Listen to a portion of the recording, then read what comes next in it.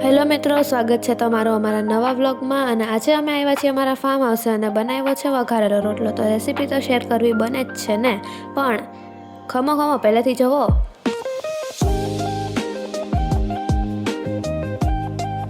તો અમે પહોંચી ચૂક્યા છીએ ફાર્મ હાઉસે અમારી ફેમિલી સાથે. તમે જોઈ રહ્યા છો અહીં જેન્ટ્સ લોકો આરામ કરી રહ્યા છે અને અમે લેડીઝ લોકો વઘારેલો રોટલો બનાવવાની પ્રિપેરેશન કરી રહ્યા છીએ. તો અહીં ચાલી રહ્યો છે રોટલાનો ભૂકો કરવાનું. હું પોતે, મારા મમ્મી, મારા ભાભુ કાંતાબેન, મારા ભાભી જ્યોતિ ભાભી, મારી સિસ્ટર પૂજા એન્ડ મારા ભાભી રીના ભાભી અને મારી ભત્રીજી કે જે આ શૂટ કરી રહી છે. તો અમે લોકો અહીંયા પ્રિપેરેશન કરી રહ્યા છીએ. સો અહીંયા આપણે એન્ટ્રી લેશું આપણા કિચનમાં. આ છે અમારા ફાર્મ હાઉસનું કિચન અને અહીંયા પડ્યા છે બધા મસાલા. આ છે આપણો વઘારનો સામાન, જેમાં છે ટમેટા, ડુંગળી, મરચાં અને મીઠો લીમડો. અહીંયા બધા જેન્ટ્સ આરામ કરી રહ્યા છે, જેમાં છે મારા પપ્પા મહેશભાઈ, જેમાં મારા અંકલ સૂતા છે સંજય અદા, એની બાજુમાં બેઠા છે મારા દાદા મગન દાદા, પાછળ બેઠા છે મારા મામા જેનું નામ છે સોહમ મામા, અને પાછળ મારા બધા ભાઈઓ ગેમ્સ રમી રહ્યા છે. અને અહીંયા મારો એક ભાઈ ફોનમાં ફૂલ બિઝી છે. સો અહીંયા આપણે હાથ ધોશું કેમ કે હાઇજીન ઇઝ વેરી ઇમ્પોર્ટન્ટ. અને અહીંયા આપણે ગેસ ઉપર ટોપી મૂકી દીધું છે. તો અહીંયા આપણે લઈ લીધી છે કેટલી બધી ક્વોન્ટિટીમાં છાશ, જે વપરાશે બંનેમાં, એક વઘારવામાં અને બીજું જમવા ટાઈમે, કેમ કે છાશ વગર તો ગુજરાતીને હાલે નહીં. અને અહીંયા આપણે ટોપિયું મૂકી દીધું છે. અને હવે આપણે લસણ લઈ લીધું છે કેમ કે એનો પેસ્ટ તો બનાવવો પડે ને. તો હવે એમાં મીઠું નાખીશું અને એનો પેસ્ટ બનાવશું, જે કરશે મારા મમ્મી. અને અહીંયા આપણે પેસ્ટ તૈયાર કરી છે, જે સ્ટેન્ડ ઉપર ના થાય તો એને નીચે લેવું પડે. અને આ પેસ્ટ બની રહ્યો છે.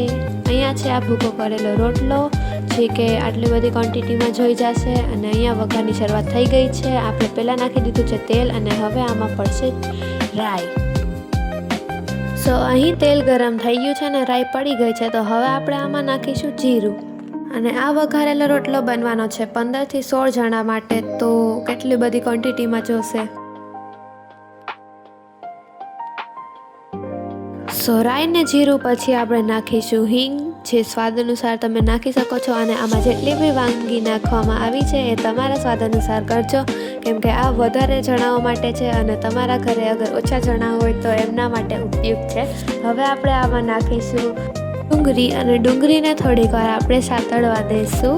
ડુંગળી નખાઈ જાય એના પછી આપણે એને થોડુંક મિક્સ કરી દઈશું, જેનાથી તેલ સાથે ડુંગળી પ્રોપરલી મિક્સ થઈ જાય. જોઈ શકો છો એકદમ મિક્સિંગ.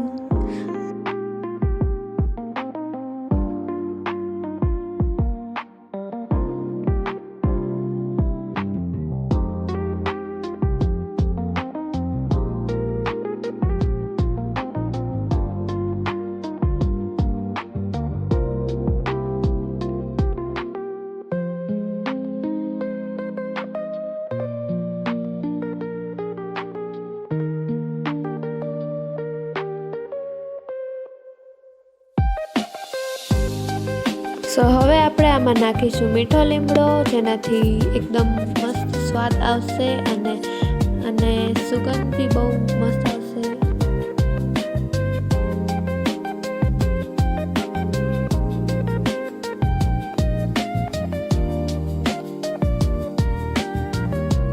સો મીઠા લીમડા પછી આપણે નાખશું આમાં મરચાં, જે તીખાસનું કામ કરશે.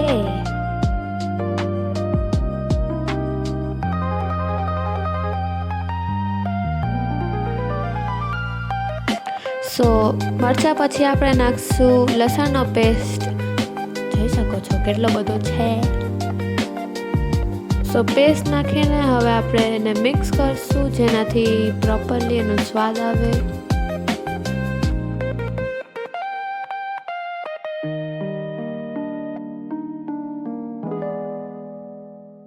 સો પેસ્ટ પછી આપણે નાખીશું ટમેટા, જે કે સ્વાદ અનુસાર નાખવાના છે, જે મેં પહેલાં જ કીધું કે તમારા સ્વાદ અનુસાર બધી વાનગીઓ નાખજો.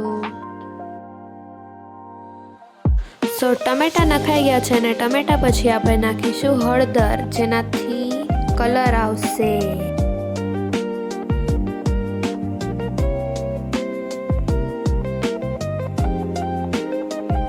સો હવે આપણે આમાં નાખીશું કાશ્મીરી લાલ મરચી, જે કે આપણે તીખાસનું કામ કરશે. પણ ઓલું લીલી મરચી હતી અને આ પાવડર છે. હવે આને પણ આપણે કરશું મિક્સ.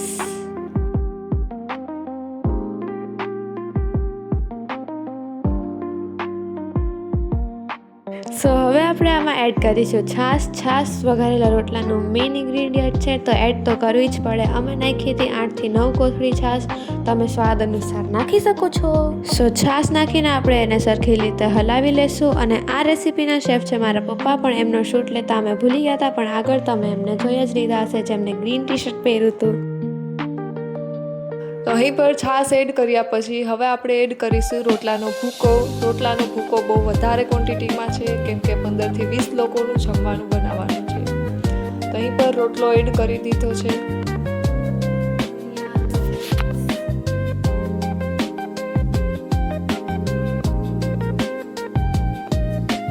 રોટલાનો ભૂકો એડ કર્યા પછી હવે આપણે છાશ સાથે એને બરાબર મિક્સ કરી લેશું.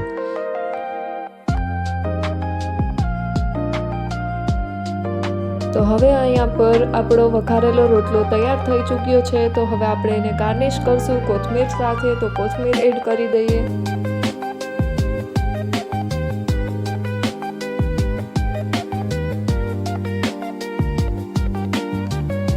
સો અહીંયા મારા ફઈ કચરો વાળી રહ્યા છે, કારણ કે જમવાની જગ્યાએ કેટલી બધી ધૂળ હતી. આ વાડી વિસ્તાર છે, તો અહીંયા ધૂળ આવતી જાતી રહી છે. અને ફાઇનલી અમારો રોટલો બની ગયો છે અને હવે અમે જમવાની તૈયારી કરી રહ્યા છીએ.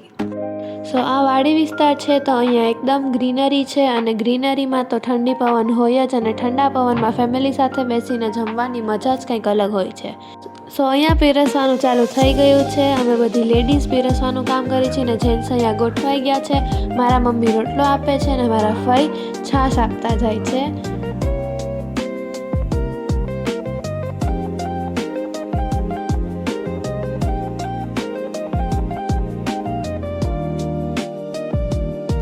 જો ગુજરાતી લોકો જમવા બેસતા હોય અને પાસવાળી ગેમ ન રમાય એવું તો બને જ નહીં ને. અને અહીંયા બધાને અમે પ્લેટ પાસ કરતા હતા, અને કેમ કે ગુજરાતી લોકો તો આળસુ હોય જ.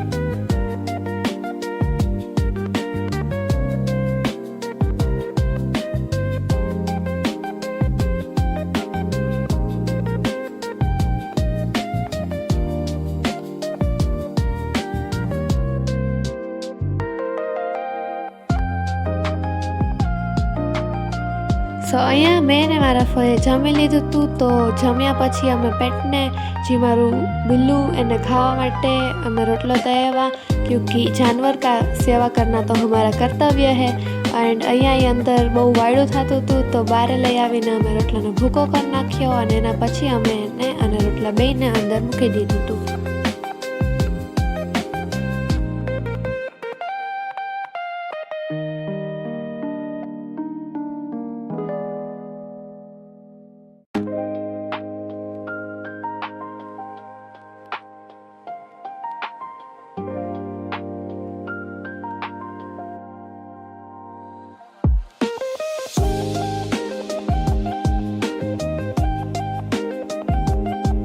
તો હવે અમે બધાએ જમી લીધું છે, અને બધા જમીને ફ્રી થઈ ગયા હતા, અને બધાએ કેટલી બધી વાતો કરીને ઘણો ટાઈમ સ્પેન્ડ કર્યો હતો ઠંડી હવામાં.